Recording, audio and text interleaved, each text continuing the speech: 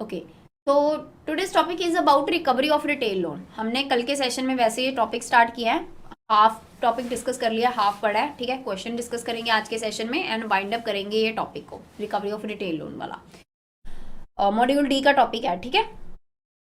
Retail loans, आपको पता है कि जो बैंक्स हैं, बैंक का one of the primary function यहाँ पे क्या क्या रहता है, लैंडिंग का। एक तो acceptance of deposit, second one is landing.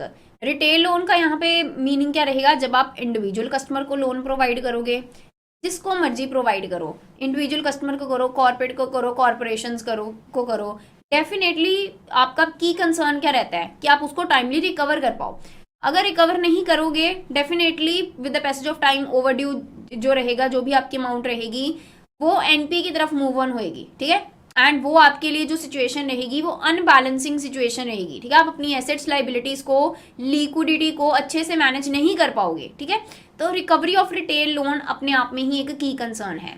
Second thing यहाँ पे कि रिटेल लोन की तरफ इतना फोकस क्यों करते हैं, एक यहाँ पे की कंसर्न है, दैट इज रिलेटिंग विद कि डाइवर्सिफिकेशन ऑफ रिस्क आपको देखने को मिलता है। यहाँ पे आप जो अमाउंट है डिस्ट्रीब्यूट कर पाते हो लार्ज नंबर ऑफ कंज्यूमर्स के बीच में। अगर डिफॉल्ट होएगा कोई 1 2 3 4 10 जने करेंगे, बाकी आपका पैसा जो है टाइमली रिकवर हो जाएगा, ठीक है। तो डाइवर्सिफिकेशन ऑफ रिस्क वाला जो चीज है ना, बेनिफिट है यहाँ पे, ठीक है, वो एक की कंसर्न की तरह काम करता है in case of recovery loan.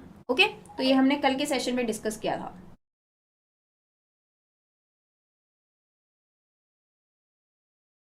उसके बाद हमने जाना था कि डिफॉल्ट क्या है and rescheduling is basically what, जब आपकी अमाउंट ड्यू होगी, आपने पे नहीं किया, that is basically known as default. Rescheduling, अभी ये केस में हमने देखा था कि दो सिनेरियो आपको देखने को मिलते हैं। या तो क्या होएगा कि आपने टाइमली, अगर विद इन द पीरियड आपने पे करना है, आप हायर ईएमआई की तरफ मूव ऑन करोगे, ठीक है। सेकेंडली, अगर आपने रिड्यूस ईएमआई पे करनी है तो टाइम पीरियड यहाँ पे क्या हो जाएगा, इंक्रीज हो जाएगा। डेफिनेटली उस टाइम, इंक्रीज टाइम पीरियड के लिए आपको इंटरेस्ट भी पे करना पड़ेगा। ये दो सिनेरियो देखने को मिलेंगे आपको, गेटिंग माई पॉइंट और नॉट, ठीक है। तो ये जो दो सिनेरियो है जिसके अकॉर्डिंग आप, ये जो ऑफर किए जाते हैं, है ना, सर्विसेज जो है ऑफर की जाती है बैंक की तरफ से टू दी कस्टमर, इसी को आप क्या बोलते हो, रीस्केड्यूलिंग, ठीक है। यही फिनोमिना क्या कहलाता है, रीस्केड्यूलिंग। तो यहाँ पे ये रहा, है ना, सम कहाँ पे था, some private bank gave the option to the borrower to pay higher EMI और pay the same EMI under extended repayment period. This phenomena is called rescheduling of retail loan, ठीक है। अगर बाई चांस डिफॉल्ट रहता है, तो हमने ये कल के सेशन में डिस्कस किया था, दो कैटेगरीज में आप डिवाइड कर सकते हो। Wilful default will be there and genuine default will be there.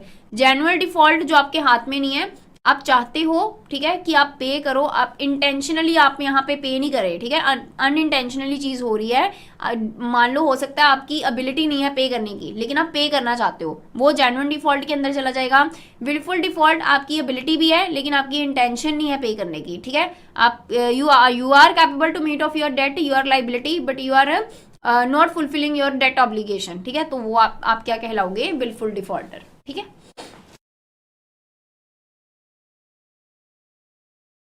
तो रिकवरी प्रोसीजर फॉलो किया जाता है बैंक की तरफ से, ठीक है, प्रॉपर। इट्स डिपेंडिंग अपॉन कि विलफुल डिफॉल्टर है, फिर आप, क्योंकि वो बंदे की इंटेंशन ऐसा नहीं कि उसने पे नहीं करना, डेफिनेटली आप उसको अकॉर्डिंगली ट्रीट करोगे एंड विलफुल डिफॉल्टर के अगेंस्ट स्ट्रिक्ट एक्शन लोगे। तो रिकवरी पॉलिसीज में क्या क्या क्लॉजेस डील किए जाते हैं, हमने कल के सेशन में डिस्कस किया था। प्रियम्बल विल बी देयर, ठीक है, that will give you an idea कि किस तरीके से चीजें रहेंगी, कैसे आपने डेट रिकवर करना है, ठीक है। जर्नल गाइडलाइंस इशू की गई, नोटिस देना है बोरर को इन रिलेशन टू दैट। फिर आप रिपोजेशन ऑफ सिक्योरिटी क्रिएट कर सकते हो, एक अपॉर्चुनिटी देनी है बोरर को कि वो अपना जो सिक्योरिटी है उसको वापस ले ले, क्योंकि रीपोजेशन का मतलब यहाँ पे सिर्फ डेट रिकवर करना है, ठीक है। It doesn't mean to deprive the right of the borrower from their property, ठीक है, कि जो उसकी प्रॉपर्टी है उसका राइट नहीं उससे लेना, just to recover the dues, ठीक है, जो बैंक ड्यूज है उसको रिकवर करना। तो डेफिनेटली यहाँ पे अपॉर्चुनिटी दी जाएगी बोरर को कि अपनी सिक्योरिटी को वो वापस ले सकते हैं, पोजेशन उसकी वापस ले सकते हैं, किस तरीके से, by paying off their all dues. अगर नहीं, देन वो केस में फिर सेल किया जाएगा, क्योंकि बैंक ने तो अल्टीमेटली अपना डेट रिकवर करना है, ऐसे नहीं तो वैसे, ठीक है। तो valuation and sale of a property, then opportunity for the borrower to take back the security, हमने कल के सेशन में डिस्कस किया इसे। देन रिकवरी एजेंट्स, यहाँ पे क्या है, थर्ड पार्टी, यहाँ रिकवरी एजेंट्स का यूज किया जाता है टू रिकवर दी डेट, है ना। एंड बैंक्स ने यहाँ पे क्या है कि आपने रिकवरी एजेंट ऑप्ट किया बाय हुक एंड क्रुक, आपने ऑब्जेक्टिव या टारगेट सेट कर दिया कि आपने तो रिकवर डेट कर जो डेट है उसे रिकवर करके देना है, लोन है उसे रिकवर करके देना है by any means you are using. तो definitely that is going to be stressful position, stressful condition for the borrower. तो ये चीज को रोकने के लिए आरबीआई को आना पड़ा एज ए इंटरमीडिएरी, एंड उन्होंने गाइडलाइन इशू किए कि अगर आप रिकवरी एजेंट्स को ऑप्ट कर रहे हो तो क्या क्या प्रोविजंस, क्या क्या गाइडलाइंस हैं जो आपने फॉलो करनी है, ठीक है। डेफिनेटली जब आप फोर्सफुली या अनएथिकल एक्टिविटी करोगे that will encourage the suicide incidents. तो डेफिनेटली यहाँ पे गाइडलाइंस इशू किए गए आरबीआई के द्वारा, ठीक है, in relation to recovery agents. तो आई गेस कि यहाँ से ही हमने रीड करना था, ठीक है, salient features of the guidelines that are issued by Reserve Bank of India. तो यहाँ से अभी जो टॉपिक है उसको अच्छे से स्टडी करते हैं, ठीक है। जितना अभी तक मैंने पढ़ाया वो हम ऑलरेडी डिस्कस कर चुके थे कल के सेशन में। So what are the silent features? The guidelines issued by Reserve Bank of India. तो RBI guidelines for recovery agent. RBI felt that a need has arisen to review the policy, practice, and procedure involved in the engagement of recovery agents by banks in India. Reserve Bank issued draft guidelines, which were placed on their website for comment of all concerned based on their feedback received. ऐसे नहीं कि सीधी ही guidelines issue कर दी गई, हर एक का perspective जाना गया, feedback देखा गया, उसके बाद गाइडलाइंस इशू की गई आरबीआई के द्वारा। A wide spectrum of bank, individual, organization, the draft guidelines have been suitably revised accordingly, उनमें आपको अमेंडमेंट्स देखने को मिलेंगी। And guideline finalized and implemented by RBI as follows. तो सबसे पहले if you want to engage and recovery agent, what are the provisions that you have to comply with, उसको discuss करते हैं। So banks are advised to take into account the following specific considerations while engaging recovery agent. सबसे पहले, agent in these guidelines would include agencies engaged by the bank and the agent employees of the concerned agencies.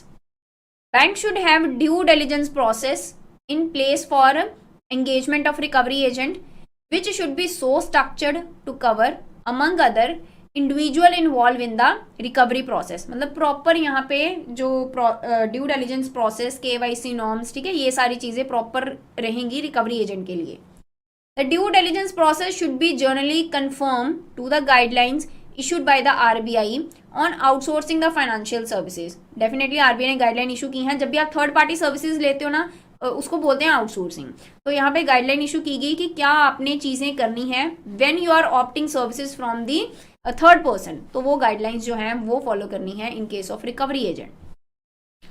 Further, bank should ensure that agent engaged by them in the recovery process carry out verification of the antecedent of their employees, which may include pre-employment policy verification. As a matter of abundant caution, bank may decide the periodicity at which re-verification of antecedent should be resorted to. मतलब proper verification आपने करनी है, pre-employment policy verification will be there, re-verification after a particular period of time, ये सारी चीजें रहेंगी for recovery agent. इसके अलावा for engagement of recovery agent third चीज क्या की जाएगी, to ensure due notice and appropriate authorization, bank should inform the borrower the detail of the recovery agent, firm, company while forwarding default cases to the recovery agency. Further, since in some of cases borrower might not have received the detail about the recovery agency due to refusal, non-availability, avoidance, and to ensure identification, it would be appropriate if the agent also carry a copy of notice and an authorization letter from the bank along with the identity card issued to him by the bank and agency, firm, company. मतलब अगर तो आपने inform करवा रखा है borer को कि भाई ये रिकवरी एजेंट है, ये कंपनी या ये पर्सन है, that will act as recovery agent, तो ठीक है। अगर नहीं करवा रखा ड्यू टू एनी रीजन, तो वो केस में क्या किया जा सकता है, जो रिकवरी एजेंट है वो अपने पास एक लेटर रख सकता है, ऑथराइजेशन लेटर रख सकता है, आईडी कार्ड हो सकता है बैंक की तरफ से जो इशू किया जाएगा, that person will act as a recovery agent, ठीक है। तो ये चीज हो सकती है। Then the notice and the authorization letter should, among other detail, also include telephone number of relevant recovery agency, जिस एजेंसी का वो एजेंट है. Bank should also ensure that there is tape recording of the content text of the call made by the recovery agent to the customer, so that कि आप देख सको कि क्या यहाँ पे अकॉर्डिंगली चीज़ें चल रही हैं, अकॉर्डिंग टू आरबीआई गाइडलाइन चीज़ें चल रही हैं कि नहीं चल रही. ठीक है, तो इसके लिए रिकॉर्डिंग वाला जो चीज़ है ये हो सकता है. Bank may take reasonable precautions such as intimating the customer that conversation is being recorded, etc. On the bank's website, the up-to-date detail of the recovery agency, firm, companies engaged by bank may also be posted.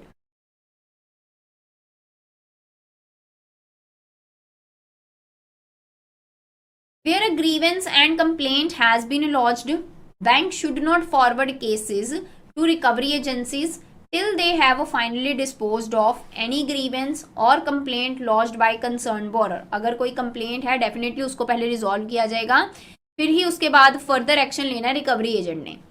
However, where the bank is convinced the appropriate proof that the borrower is continuously making frivolous, vexatious complaint, मतलब कई बार रहता है ना कि हम सामने वाली party को हैरस करने के लिए सिंपली सिर्फ कंप्लेंट करते हैं, तो अगर बैंक को ऐसा सूटेबल ग्राउंड्स के ऊपर अगर बैंक को ऐसी चीज लग रही है, देन वो केस में क्या किया जाएगा, इट में continue with the recovery proceeding through the recovery agent even if grievance and complaint is pending with them. Otherwise उन्होंने पहले जो ग्रीवेंस है या कंप्लेंट की गई कस्टमर की तरफ से उसको पहले रिजॉल्व करना है. लेकिन अगर बैंक को ऐसा लग रहा है कि ये फ्रिवलेस नेचर की कंप्लेंट है, ठीक है, just to harass the party, ठीक है, just to harass the agent, तो वो केस में अगर कंप्लेंट पेंडिंग है चाहे, फिर भी उन्होंने अपना रिकवरी प्रोसीडिंग्स स्टार्ट मतलब कंटिन्यूटी में रखनी है फिर भी. ठीक है, तो ये जो पॉइंट लिखा है ना, ये एक्सेप्शन की फॉर्म में मतलब किसी भी तरीके से घुमा फिरा के आपसे पूछ लिया जाएगा कि जब तक कंप्लेंट जो है वो सॉल्व नहीं होएगी, तब कोई भी केस हो चाहे फ्रिवलियस हो, वेक्सटिशियस नेचर की कंप्लेंट हो, कोई भी केस हो, जब तक कंप्लेंट सॉल्व नहीं होएगी तो रिकवरी प्रोसीडिंग नहीं की जा सकती. तो वो केस में डेफिनेटली वो स्टेटमेंट क्या हो जाएगी, इनकरेक्ट हो जाएगी. ठीक है, तो take into consideration the concept कि कब करेक्ट रहेगी कब इनकरेक्ट रहेगी. Okay, each bank should have a mechanism whereby the borrower's grievance with regard to the recovery process can be addressed. The detail of the mechanism should also be furnished to the borrower while advising the detail of the recovery agency. Okay. The next is incentives to recovery agent.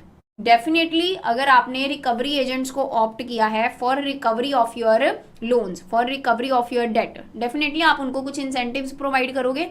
It is understood that some banks set very stiff recovery target or offer high incentive to recovery agent.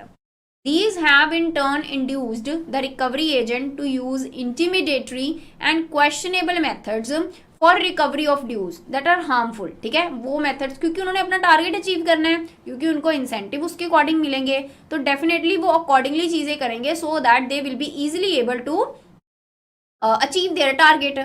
Bank are therefore advised to ensure that the contract with the recovery agent do not induce adoption of uncivilized, unlawful, questionable behavior और recovery process. तो जब भी आपने contract में enter करना है recovery agent के साथ, तो ये चीज अश्योर करनी है कि ये सारी चीजें ना हों, अनलॉफुल एक्टिविटीज के साथ, मीन्स के साथ, कोर्सिव एक्शन के साथ.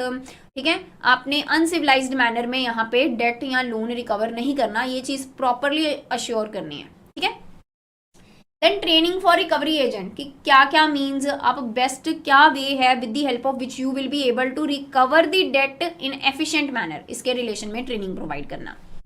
As per RBI guideline for managing risk and code of conduct in outsourcing of a financial service by bank were advised that they should ensure that among other the recovery agents are properly trained to handle with care and sensitivity their responsibilities in a particular aspect like hours of calling. ये नहीं कि जब भी दिल किया तभी customer को आपने फोन कर दिया. ठीक है, privacy of customer information properly maintain करके रखना, इसके रिलेशन में उनको प्रॉपर ट्रेनिंग प्रोवाइड करनी कि किस तरीके से क्या क्या मीन्स हैं, efficient ways are what with the help of which you have to recover the debt. ठीक है,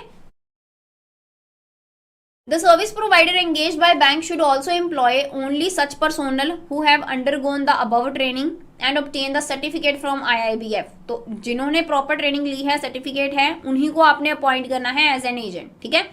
Then keeping in view the fact that a large number of agents throughout the country may have to be trained, other institute, bank's own training colleague may provide the training to the recovery agent by having a tie-up arrangement with the Indian Institute of Banking and Finance so that there is a uniformity in the standard of training. ठीक है, मतलब in short जो भी recovery agents रहेंगे after proper training certificate उनको issue किया जाएगा, उसके बाद ही वो एलिजिबल रहेंगे एज अ रिकवरी एजेंट. ठीक है. Then taking possession of a property mortgaged hypothecated to the banker. अगर आपने अपना डेट पे नहीं किया देन डेफिनेटली जो भी आपने सिक्योरिटी रखी होगी, जिस भी नेचर का चार्ज क्रिएट किया होगा बैंक की तरफ से, ठीक है, अगर हाइपोथिकेशन है, mortgage property will be there, तो पोजेशन क्रिएट करनी है बैंक ने. द रिकवरी ऑफ लोन और सीज्योर ऑफ व्हीकल, अगर हाइपोथिकेशन का केस है. आई होप सो मैंने आपको टाइप ऑफ चार्जेस करवाया है ना, हमने टाइप ऑफ चार्जेस डिस्कस किया है. कहाँ पे किया है, मतलब ये these are type of charges that are created by bank. ठीक है, that are created by bank जब भी उन्होंने एडवांस देना है. शायद मैंने JIB स्टूडेंट्स को करवाया, आपको नहीं करवाया. मतलब आप तो ऑलरेडी करके आए हो, अगर उनको करवाया डेफिनेटली आप तो ऑलरेडी करके आए हो. फिर PPP में आई गेस मॉड्यूल B में हम डिस्कस करते हैं ये टॉपिक को, तो आप ऑलरेडी डिस्कस कर चुके हो टॉपिक को कि कितने तरीके का चार्ज है जो क्रिएट किया जाता है बैंक की तरफ से. Mortgage will be there on immovable assets, hypothecation will be there on movable, pledge will be there, lien will be there, assignment will be there. I hope so आप familiar हो ये सारी टर्म्स के साथ. ठीक है, तो यहाँ पे जो भी लोन है, या अगर आपने व्हीकल को सीज्योर करना है, that can be done through legal means. Illegal mean नहीं यूज करने, लॉफुल मीन्स के साथ ही आप ये चीजें करोगे.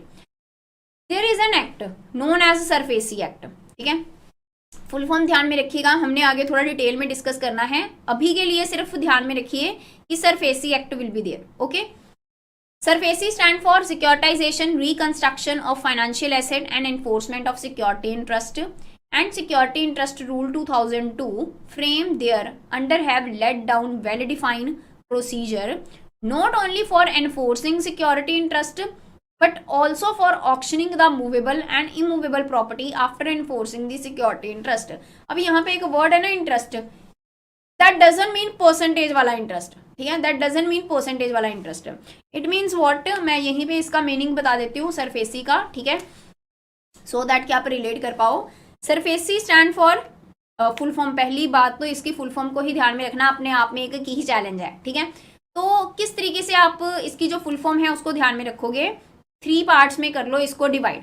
क्या क्या है वो 3 पार्ट्स, अगर तो आपने मेरे JIB के सेशन अटेंड किए हैं, ठीक है, आपने जब क्वालिफाई किया एग्जाम, तब आई होप सो मैंने इसी तरीके से जब भी करवाती हूँ सरफेसी एक्ट इसी तरीके से करवाती हूँ. तो 3 पार्ट्स में आप इसको कर लो डिवाइड. पहला रखो सिक्योरिटाइजेशन, दूसरा रखो reconstruction of a financial asset and तीसरा रखो एनफोर्समेंट ऑफ सिक्योरिटी इंटरेस्ट. ठीक है, तो 3 पार्ट्स में इसको करो डिवाइड. SA पहले पार्ट में, RFA दूसरे पार्ट में, ESI थर्ड पार्ट में. SA stand for securitization, RFA stand for reconstruction of a financial asset, ESI stand for enforcement of security interest. इनका मीनिंग अगर आपको क्लियर है, ऑब्जेक्ट क्लियर हो जाएगा एक्ट का. ठीक है, सिक्योरिटाइजेशन मीन्स व्हाट, कि जो भी एसेट आपने एज अ सिक्योरिटी रखा उसको कन्वर्ट करना मार्केटेबल सिक्योरिटीज में, so that you will be able to maintain liquidity. आप क्विकली लिक्विडिटी इंश्योर कर लो, क्योंकि मार्केटेबल सिक्योरिटीज को आप इजीली मार्केट में क्या हो सेल आउट कर सकते हो. तो जो भी एसेट आपने सिक्योरिटी में रखा है, ठीक है, उसको करो, उसको जब मार्केटेबल सिक्योरिटीज में कन्वर्ट करते हो, that is basically known as a securitization. Reconstruction of financial asset, जो भी एसेट एज अ सिक्योरिटी रखा गया, जैसे मान लो हाउस को एज अ सिक्योरिटी रखा गया, आपने इसको रिकंस्ट्रक्ट कर दिया, आपने हाउस को कन्वर्ट कर दिया लेट से होटल में.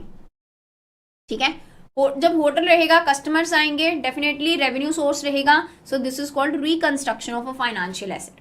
ठीक है, enforcement of security interest. Interest मैंने आपको पहले ही बोला, it's we are not talking about percentage interest. ठीक है, कि जो सिक्योरिटी आपके पास एज ए कोलेटरल रखी गई वो सिक्योरिटी में आपका इंटरेस्ट है, आप उसको अपने एंड के ऊपर इन्फोर्स कर सकते हो without the involvement of court. अगर मैं डीआरटी की बात करूँ ना, DRTs will be there, DRT में कोर्ट की इन्वॉल्वमेंट रहती है। लेकिन सरफेसी एक्ट की अगर मैं बात करूँ, जिस सिक्योरिटी में आपका इंटरेस्ट है, in case of default you will be able to enforce that security interest without the involvement of court. ठीक है, तो आई होप सो तीनों वर्ड्स का मीनिंग क्लियर हुआ हो। वर्ड्स का मीनिंग क्लियर हो गया तो एक्ट का ऑब्जेक्टिव क्लियर कट है आपकी आंखों के सामने। ठीक है, फुल फॉर्म ध्यान में रखिएगा सरफेसी की। तो ये जो सरफेसी एक्ट है एंड या फिर जो भी रूल्स है 2002 में, यहाँ पे स्पेसिफिकली बता रखा है कि आपने क्या प्रोसीजर, क्या प्रोसेस, क्या रूल्स एंड रेगुलेशंस फॉलो करने हैं इन case of enforcing your security interest in case of movable and immovable property. Okay,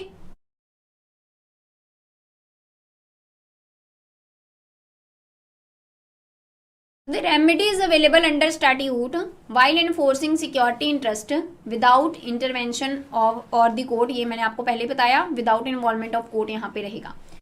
Where banks have incorporated a repossession clause in the contract with the borrower and rely on such repossession clause for enforcing their right, they should ensure that repossession clause is legally valid, comply with the provision of Indian Contract Act, ensure that such repossession clause is clearly brought to the notice of the borrower at the time of execution of the contract। मतलब कि unlawful नहीं होनी चाहिए यहाँ पे चीजें, contract act के according होनी चाहिए। अगर आपने रिपोजेशन क्रिएट करनी है, रिपोजेशन क्लॉज स्पेसिफिकली होनी चाहिए, तभी क्रिएट कर सकते हो। इसके बारे में बोरर को नोटिस देना है, मतलब कि उसको इन्फॉर्म करना है before creating the repossession of the security. ठीक है, तो ये सारी चीजें रहेंगी in this case. Then the terms and condition of the contract should be strictly in terms of recovery policy and should contain provision regarding what। तो मैंने जब ये कल लेक्चर रेडी कर रही थी, then I came to know कि मैंने कल के सेशन में आपको एक क्वेश्चन करवाया है ना। हम अभी आप जब ये कॉन्सेप्ट देखोगे तब आपको और क्लियर हो जाएगा। चलो पहले कॉन्सेप्ट ही देखते हैं, ठीक है, फिर उसके बाद वो क्वेश्चन के ऊपर आएंगे। So the terms and condition of the contract should be strictly in terms of recovery policy and should contain provision regarding what। तो जो भी आपने रिकवरी पॉलिसी बनाए, रिकवरी पॉलिसी है बैंक की, क्या क्या टर्म्स एंड कंडीशन या क्या क्या चीजें हैं जो पार्ट रहेंगी वो रिकवरी पॉलिसी का, क्या क्या प्रोविजंस हैं जो पार्ट रहेंगी वो रिकवरी पॉलिसी का, वो क्या क्या इंक्लूड है। Notice period before taking possession की हम देखेंगे सरफेसी एक्ट में, मैं आपको बताऊंगी that 60 days notice will be there under section 13 sub section 2 कि पोजेशन क्रिएट करने से पहले ना आपने सिक्योरिटी के अगेंस्ट पहले नोटिस पीरियड देना है। अगर वो नोटिस पीरियड के दौरान बोरर ने टाइमली पे कर दिया फिर थोड़ी पोजेशन क्रिएट करोगे, तो नोटिस पीरियड पहले देना है। ये एक टर्म एंड कंडीशन है in your recovery policy. Circumstances under which the notice period can be wave, तो ऐसा जरूरी नहीं कि हर एक केस में आपको नोटिस पीरियड मिलेगा ही। If it seems to be fine, it's seems to be fit from the point of view of a bank कि भाई अगर आपने ऐसा किया है wilful default will be there, या अगर आपने ऐसी चीज की है तो ऐसा जरूरी नहीं कि वो केस में आपको फिर नोटिस देना है।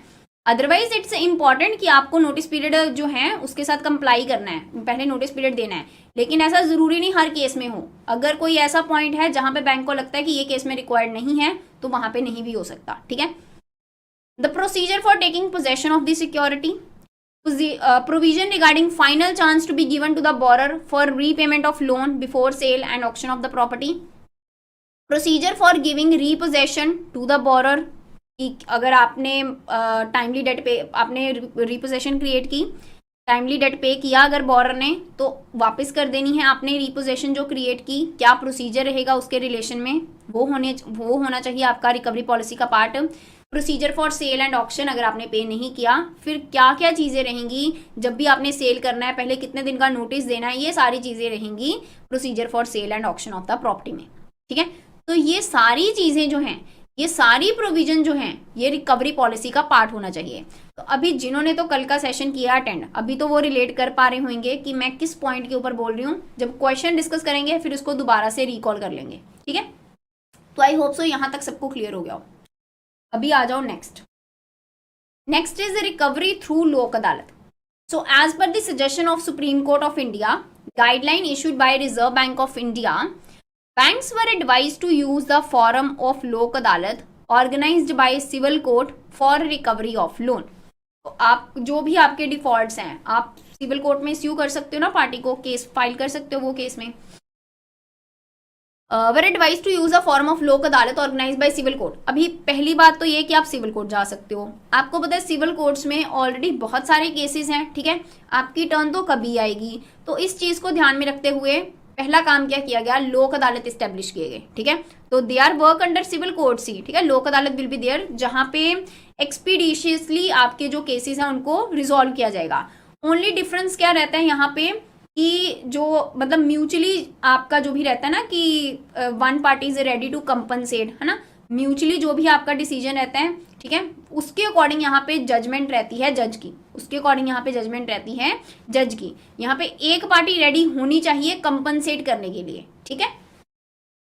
Banks are encourage to use the form of Lok Adalat for recovery of personal loan, credit card loan और housing loan with less than 10 lakh as suggested by the honourable Supreme Court. पहले 5 लाख था आई गेस, अभी 10 लाख है, ठीक है। Then utilisation of credit counsellors.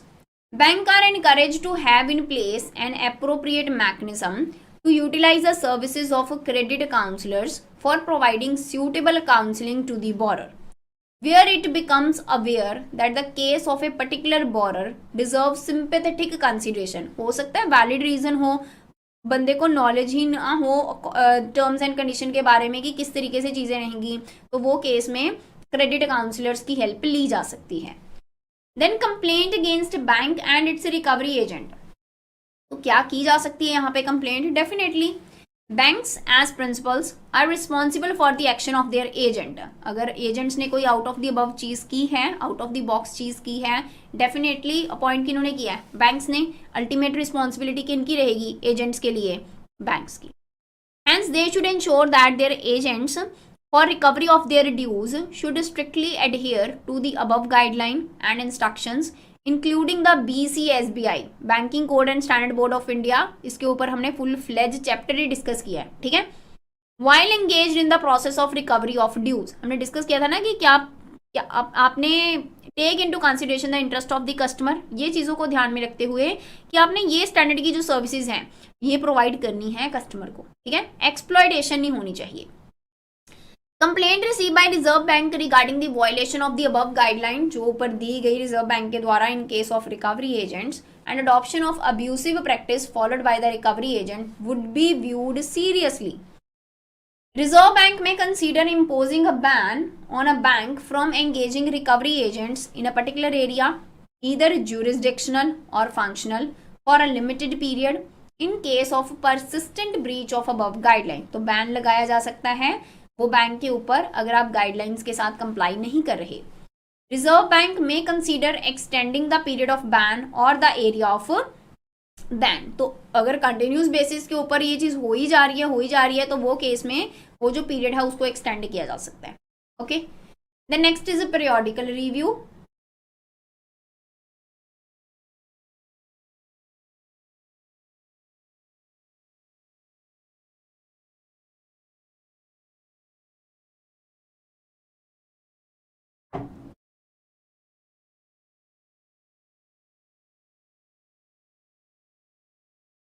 यहाँ पे banks है, रैंक्स नहीं है, banks.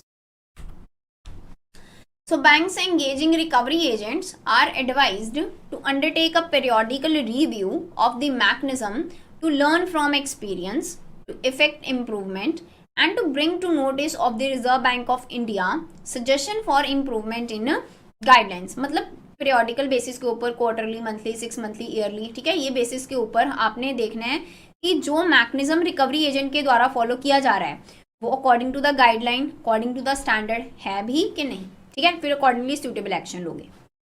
Then next is SARFAESI. तो मैंने मीनिंग आपको पहले बता दिया, आई होप सो आपको क्लियर हो गया हो। कुछ इंपॉर्टेंट पॉइंट जो आपको पता होने चाहिए सरफेसी के रिलेशन में, अभी उसको डिस्कस करते हैं, ठीक है।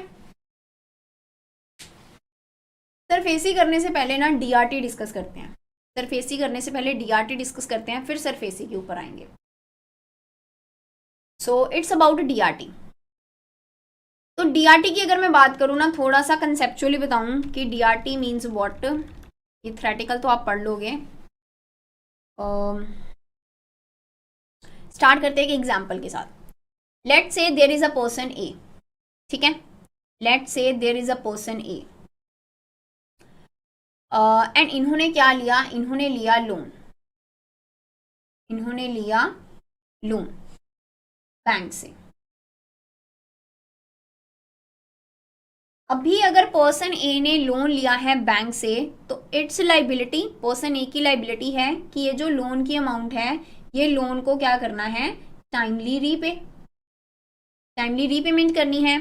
लोन आपको पता है बैंक के पॉइंट ऑफ व्यू से क्या है, लोन बैंक के पॉइंट ऑफ व्यू से है एसेट, लोन बैंक के पॉइंट ऑफ व्यू से है एसेट, गेटिंग माय पॉइंट। अगर तो पर्सन ए ने रीपे कर दिया लोन तो आप इसको बोलोगे ना कि ये जो एसेट है ये परफॉर्म कर रहा है, या मैं बोलूं आप इसको बोल दोगे कि ये क्या है, performing asset, getting my point. अगर पर्सन ए ने ये जो लोन है ये लोन रीपे नहीं किया तो वो केस में आप बोल सकते हो कि ये एसेट परफॉर्म नहीं कर रहा, या आप इसको बोल दोगे नॉन परफॉर्मिंग एसेट, या मैं बात करूं एनपीए, या मैं बात करूं एनपीए।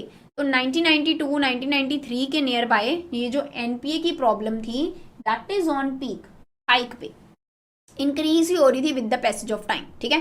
तो डेफिनेटली जब एनपीए हो गया, अब ऐसा तो है नहीं बैंक ने रिकवर नहीं करना अपना लोन, बैंक ने तो अपना लोन रिकवर करना है। तो बैंक लोन रिकवर करने के लिए इनके पास पहली ऑप्शन क्या थी, इनके पास पहली ऑप्शन थी civil courts will be there, civil courts में जा सकते हैं। आपको पता है सिविल कोर्ट्स में ऑलरेडी बहुत सारे केसेस हैं, बैंक्स की टर्न तो कभी आनी है। तो यहाँ पे एक कमेटी सामने आई, T Tiwari committee, T Tiwari committee, इन्होंने रिकमेंड किया, बाद में नरसिम्हम कमेटी ने इनकी रिकमेंडेशन को माना, क्योंकि नॉर्मली हम नरसिम्हम कमेटी को जो है ध्यान में रखते हैं, ठीक है। तो टी तिवारी कमेटी ने पहले इसके बारे में सजेस्ट किया, जिसको नरसिम्हम कमेटी ने अपनी रिकमेंडेशन में माना कि स्पेशल कोर्ट्स होने चाहिए। इस तरीके की जो जो चीज है ना, जो एनपीए है, इसके लिए स्पेशल कोर्ट्स होने चाहिए। फिर इन्होंने एक एक्ट पास किया 1993 में, RDDBI, recovery of debt due to bank and financial institution, ठीक है। 1993 में एक एक्ट पास किया गया, वो एक्ट के तहत सामने आए DRTs, known as debt recovery tribunal, and I hope so कि आपको इनका मीनिंग जो है इसके नेम में ही ड्राइव हो रहा हो। They are tribunals for the purpose of what, for the recovery of the debt towards the bank. तो डेट रिकवरी ट्रिब्यूनल यहाँ पे स्टेब्लिश किए गए, यहाँ पे पार्लियामेंट के द्वारा, ठीक है, या गवर्नमेंट के द्वारा आप बोल सकते हो, ओके, प्रॉपर एक्ट है इसके पीछे। अभी अगर डीआरटी में जाना है, ट्रिब्यूनल का मतलब यहाँ पे क्या रहता है, यहाँ मैं बात करूँ ना, जो डीआरटी हैं, DRTs are quasi judicial body. अभी ये जो मैं पॉइंट बता रही हूँ आपको, ये अपने आप में ही इंपॉर्टेंट पॉइंट है in relation to concept clarity relating to DRT, ठीक है। तो डीआरटीज बेसिकली क्या है, जो मैंने डिस्क्रिप्शन लिखी है ना वो यहाँ पे बता रही हूँ की पॉइंट्स में, okay. It's a quasi judicial body. Quasi judicial माने, जुडिशियल का मतलब तो आपको पता होगा ना कि जहाँ पे जजेस हैं, ये सारी जो भी डिसीजन देना है, जजेस will be there. Quasi judicial का मतलब क्या रहता है, जजेस will be there, non technical member, experts will be there, ठीक है। तो आप उसको क्या बोलोगे, क्वासी जुडिशियल बॉडी। तो डीआरटीज क्या है, क्वासी जुडिशियल बॉडी, पहली चीज तो ये। दूसरा, कितनी अमाउंट तक के जो केसेस हैं that are solved by DRT, तो 20 lakh, 20 lakh and above,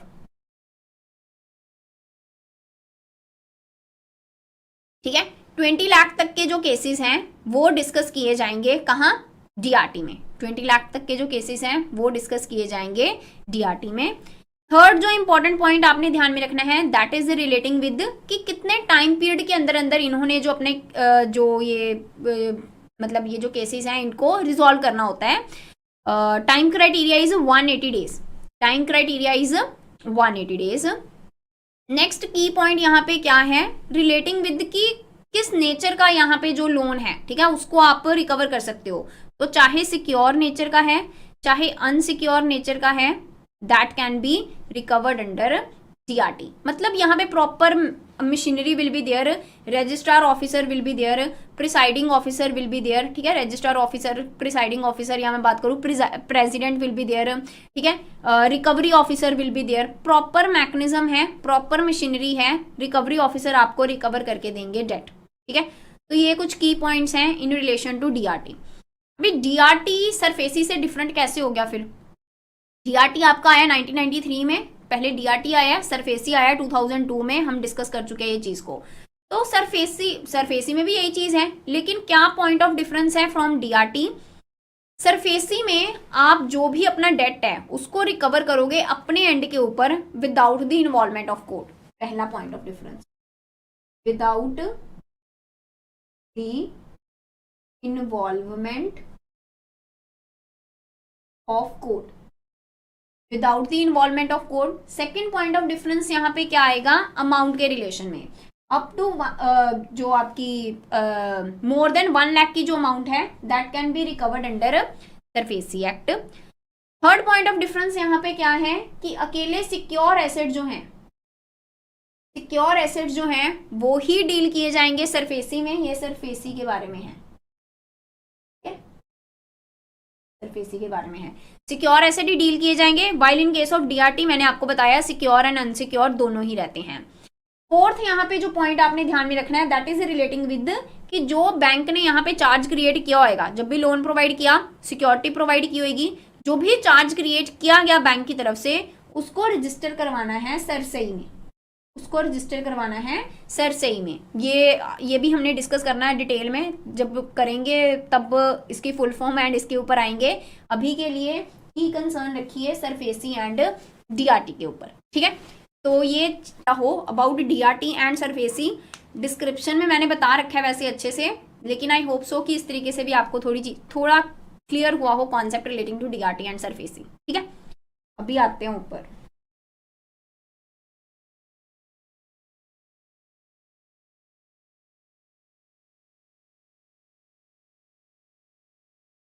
date recovery tribunal ही पहले डिस्कस कर लेते हैं, ठीक है।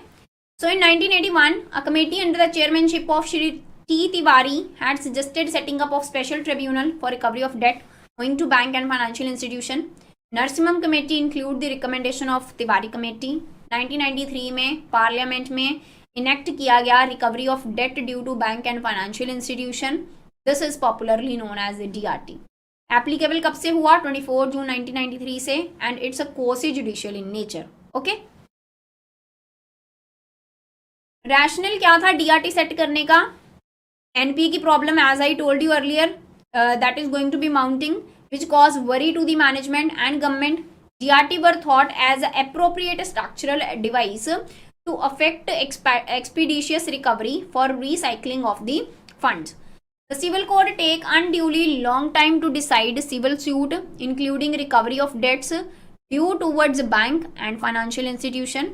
With a high level of NPA, Indian bank would not be able to undertake a global operation. आप global standard के साथ meet off नहीं कर पाओगे, ठीक है। Definitely जब आप proper liquidity नहीं maintain करके रख पा रहे, asset management जो है आपका वो proper नहीं है, you are not able to meet with the international standards. So as international standard require capital adequacy, Basel norms के बारे में आपने सुना होगा, low overdues, suitable technology, highly skilled and market oriented personnel। तो definitely इसके लिए आपको एनपीए की प्रॉब्लम को रिजॉल्व करना पड़ेगा।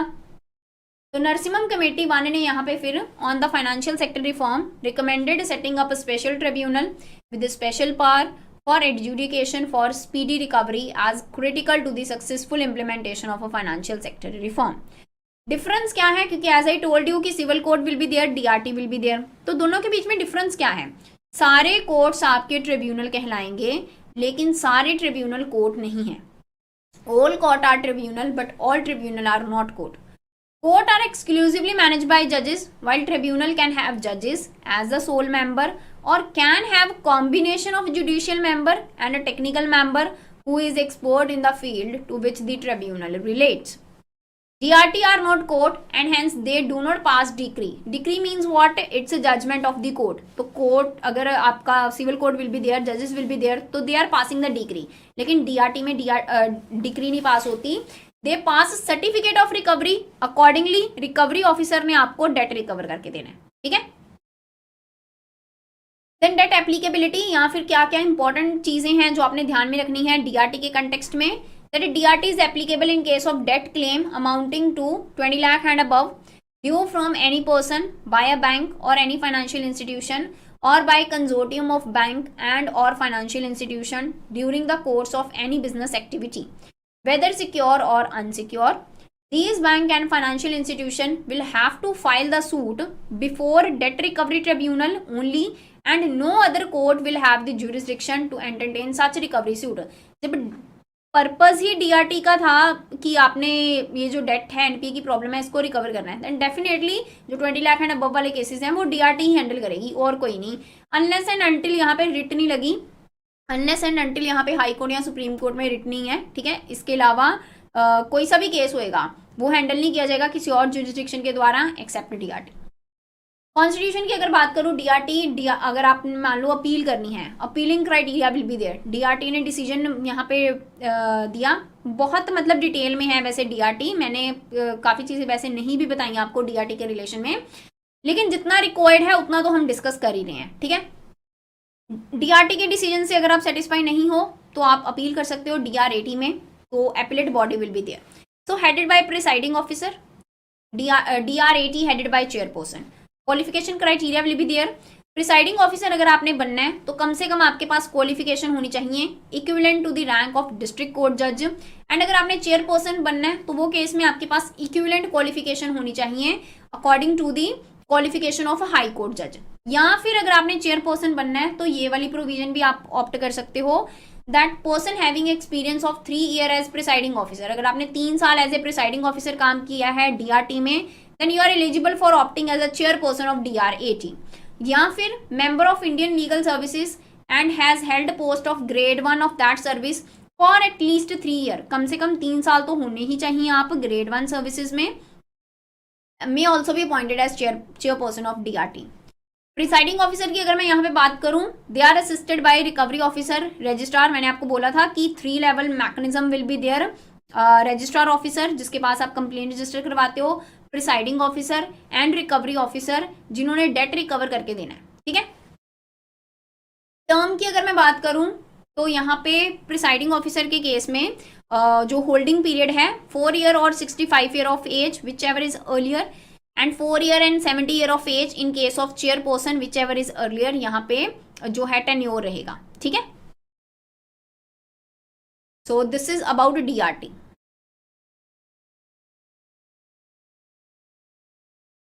Then next is okay SARFAESI. थोड़ा सा देखते हैं सरफेसी के बारे में, मुझे लगता नहीं कंप्लीट होएगा वैसे आज के सेशन में। सरफेसी के बारे में थोड़ा सा कॉन्सेप्ट क्लियर करते हैं। तो फुल फॉर्म एंड इसका मीनिंग मैंने आपको ऑलरेडी बता दिया, हमने डिस्कस कर लिया। फुल फॉर्म जरूर ध्यान में रखिएगा, ठीक है। आया कब सरफेसी फोर्स में? 21 जून 2002। In the event of default bye a borer, दोनों जून में ही आए हैं, ठीक है। सरफेसी भी जून में है, डीआरटी भी जून में है, ईयर अलग है बस।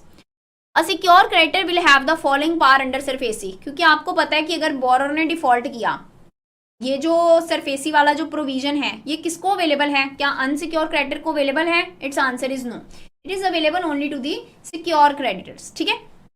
तो क्या क्या राइट है सिक्योर क्रेडिटर के पास in case of default by borrower? They can take possession, sale और lease the secure asset, take over the management of the business, appoint a manager power vested with the chief manager in banks, recover money payable by third party to the borrower. Let's say कि आपने जो bank है, bank ने loan दिया person ए को, person ए को कोई person है जेड, उन्होंने पेमेंट करनी है, ठीक है। कोई ड्यू है पर्सन जेड का टूवर्ड्स ए, पर्सन जेड ने यहाँ पे पर्सन ए को पेमेंट करनी है, तो ये थर्ड पार्टी होगी बैंक के लिए। तो बैंक के पास यहाँ पे जो सिक्योर क्रेडिटर है, bank will act as creditor. I hope so relationship is clear to you in case of loan between bank and customer. Do let me know in the comment box quickly. In case of loan, the relationship exists between bank and customer is known as what? Quickly let me know in the comment box. In sequence ही बताइएगा between bank and customer. In case of loan, quickly let me know. तभी आप secure creditor के साथ relate कर पाओगे। That's why I am asking. मैं भूल गई आपको बताना, नहीं तो मैंने वहीं पे एग्जाम्पल में ही बता देना था।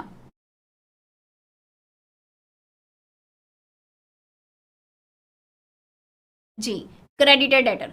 तो बैंक यहाँ पे क्या एक्ट करेंगे? बैंक यहाँ पे कस्टमर के लिए क्या एक्ट करेंगे, क्रेडिटर, क्योंकि कस्टमर की लाइबिलिटी है, अपने क्रेडिटर को जो है लाइबिलिटी जो है क्रेडिटर की वो मीट ऑफ करनी है। एंड कस्टमर बैंक के लिए क्या एक्ट करेंगे, debtor. The relationship exist is known as a creditor debtor. तो क्रेडिटर मतलब यहाँ पे बैंक की बात कर रहे हैं, तो सिक्योर क्रेडिटर के पास यहाँ पे या बैंक के पास यहाँ पे राइट आ जाएगा अगेंस्ट दी थर्ड पार्टी, जो भी इन्होंने पेमेंट की बोरर को अंडर सरफेसिंग। ठीक है, तो I hope so third point clear हो गया हो। Recover money payable by third party to the borrower, ठीक है, उसके ऊपर भी राइट आ जाएगा सरफेसी के अंदर, सरफेसी के अंदर टू दी सिक्योर क्रेडिटर, या मैं बात करूं बैंक। ओके, तो इसको कंटिन्यू करेंगे हम कल के सेशन में, सरफेसी एक्ट को, एंड क्वेश्चन डिस्कस करेंगे कल के सेशन में relating to that, and next topic भी स्टार्ट कर लेंगे कल के सेशन में। ठीक है, तो इसी के साथ जो आज का सेशन है उसे करती हूँ wind up. Session wind up करने से पहले मैं आपको आज के एक्साइटिंग ऑफर के बारे में इन्फॉर्म करना चाहूंगी, दैट इज अबाउट 82% ऑफ।